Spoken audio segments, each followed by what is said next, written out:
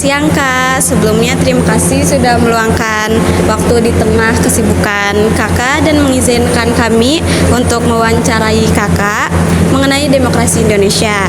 Sebelumnya boleh perkenalan diri terlebih dahulu. Nama Kakak siapa? Teman-teman semua di sini dari kampus Kampus Tikes Widya Dharma Husada. WDH ya. Ya. Perkenalkan sebelumnya di sini dengan saya namanya Amri Rudi Rahman. Kalau pekerjaan sih sekarang guru. Dulu sempat kuliah di UIN Syarif Hidayatullah Jakarta. Aja Bu. Baik, untuk pertanyaan pertama, menurut Kakak, bagaimana kondisi demokrasi Indonesia saat ini? Apakah sudah sesuai dengan Pancasila dan Undang-Undang Negara Republik Indonesia 1945? Tentang real demokrasi sebelum masuk ke pertanyaan tadi, ini yang satu belum perkenalan, boleh perkenalan dulu? Iya boleh. Perkenalkan, nama saya Jara Febrika Cahyunisa dari kelompok 4. Oke. Tadi terkait pertanyaan tadi, demokrasi di Indonesia hari ini ya udah sesuai sama undang-undang atau Pancasila atau belum? Kan berbicara mengenai demokrasi. Demokrasi kalau misalkan dari asal katanya kan dari, mungkin teman-teman juga tahu, dari Yunani gitu. Artinya kekuasaan berada di tangan rakyat.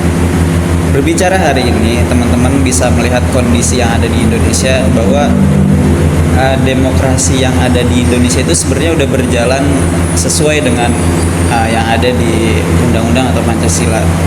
Bagaimana kita bisa melihat bahwa masyarakat hari ini sudah mulai berpendapatnya, sudah bisa secara luas, bisa menyampaikan pendapat secara di depan umum dengan baik. Kemudian juga ruang-ruang diskusi publik, kemudian ruang-ruang untuk berbicara, menyampaikan pendapat juga semakin terbuka lebar. Itu mencerminkan bahwa demokrasi yang ada di Indonesia ini sudah semakin membaik gitu. Namun tentu ada baiknya, ada kurangnya gitu menurut saya ya. Ini tanggapan saya aja. Meskipun sudah banyak atau sudah bisa luas dalam menyampaikan pendapat, tapi masih ada ruang-ruang yang tidak aman gitu bagi masyarakat Indonesia, khususnya sebagai mahasiswa atau aktivis, atau dari segi teman-teman yang ingin menyampaikan pendapat entah melalui aksi massa atau melalui media sosial gitu. Ada tekanan ataupun ada yang membuat kita takut gitu dalam menyampaikan pendapat, yaitu dari segi ya sekarang kan kita bisa tahu ada namanya Undang-Undang ITE. Kalau kita bisa menyuarakan pendapat dengan lantang atau dengan kritis yang cukup tajam, kadang itu menurut pandangan mereka itu menjadi serangan personal gitu. Awalnya tujuan kita mau berpendapat nih sebagai orang yang ingin menyuarakan pendapat, justru malahan kena undang-undang gitu. Nah itu kan yang membuat kita merasa takut gitu dalam menyampaikan pendapat. Ya hemat saya sebenarnya ada dan juga sudah berjalan, tetapi belum bisa membuat rasa aman bagi masyarakat Indonesia, khususnya bagi mahasiswa atau masyarakat yang ingin menyampaikan pendapat. Mungkin itu aja sih. Oke, baik. Untuk pertanyaan keduanya, Selanjutnya, menurut Kakak, apa yang harus dilakukan masyarakat dan pemerintah agar demokrasi bisa berjalan yang lebih baik? Menurut saya ya, apa yang harus dilakukan oleh sebagai masyarakat khususnya dan juga pemerintah. Ini dua instrumen ini, masyarakat dan pemerintah, kan bagian penting gitu dari demokrasi tadi.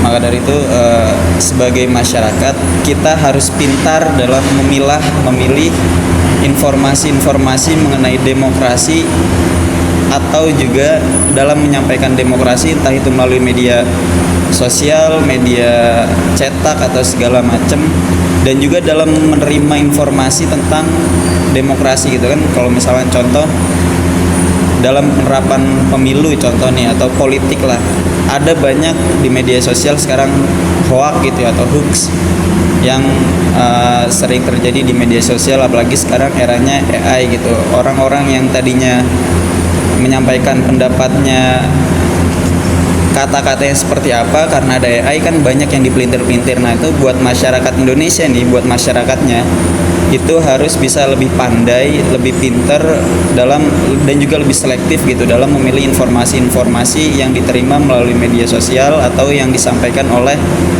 pemerintah khususnya di media sosial itu, supaya tidak termakan oleh hoax ataupun berita-berita bohong lainnya yang ada di media sosial. Itu aja sih. Terus kalau buat pemerintahnya ya, kan tadi masyarakat, nah ini pemerintah. Kalau pemerintah itu mungkin buat demokrasi, karena kekuasaan itu ada di tangan rakyat, maka kan kita sebagai raja gitu ya ibarat. Nah si pemerintah ini sebagai pelayannya, nah mereka harus bisa lebih transparan gitu dalam melaksanakan tugas-tugasnya, entah itu sebagai DPR, eksekutif, legislatif dan lain-lainnya. Ketika menjalankan tugas, anggaran-anggaran atau kegiatan-kegiatannya bisa lebih transparan, akuntabel dan juga bisa diakses oleh masyarakat pada umumnya melalui entah itu media internet, menggunakan HP kita bisa mengakses anggaran-anggarannya, dan juga bisa mau menerima masukan gitu.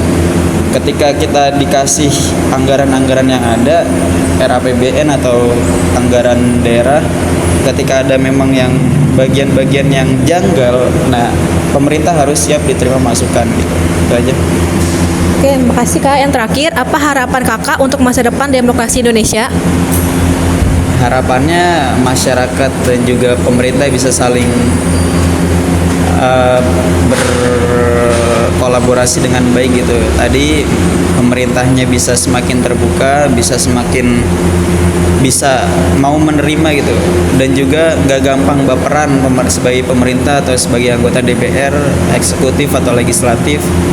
Ketika masyarakat atau rakyatnya menyampaikan pendapat gitu, berdemokrasi, ingin menyuarakan pendapat-pendapatnya, ya pemerintah itu harus mau menerima kritikan itu, dan juga kita sebagai masyarakat bisa bebas dalam menyuarakan pendapat itu. Mungkin harapannya itu aja sih.